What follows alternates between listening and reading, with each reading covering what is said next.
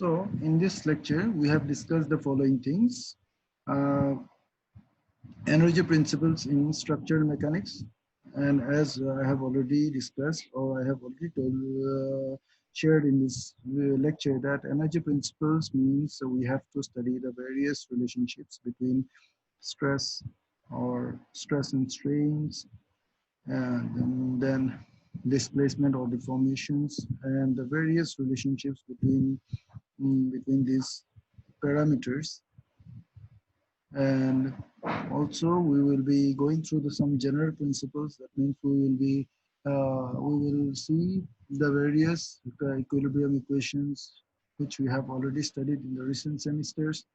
That means the equilibrium equations. And then we will go through the virtual work principle. So we will be discussing briefly about virtual work in the later part of the course. So based on this virtual work principle, we have to study the principle of virtual displacements, principle of virtual forces, and unit dummy force method. So we have to study about these things in the later part, or in the next part of the syllabus, or next part of the chapter. And we have also discussed about the elastic systems, minimum total potential energy principle. So I will tell you about all of these things briefly in the next part.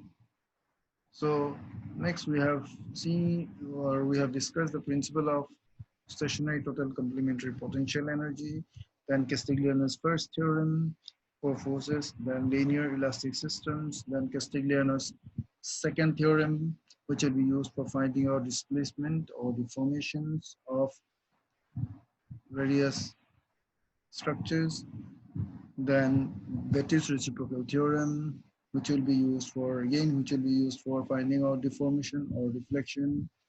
Next, we have discussed about Miller-Bristol principle, and we will be also dealing with some applications of this principle. Then we will see the various governing equations by variational principles, then approximate solution methods, and finally, we have to go through the introduction of finite element method in structural mechanics. So I hope all of you understand at least the basic things about energy principles, and I hope you have got a rough idea what we are going to study in this chapter, as well as in the whole syllabus of this chapter. Okay, so after going through everything which will be covered in this syllabus, you can easily design the basic civil engineering structures, which are, say, RCC structures, as for example your bridges or multi-story buildings, or you can also design suspension bridges or girders or steel structures, etc. Okay?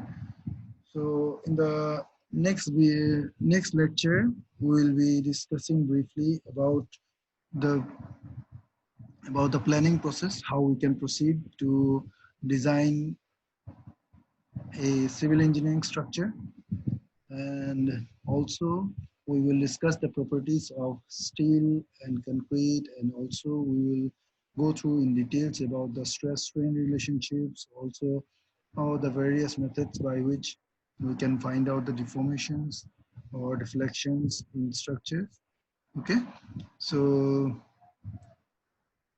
I hope we have understood everything what I have discussed here.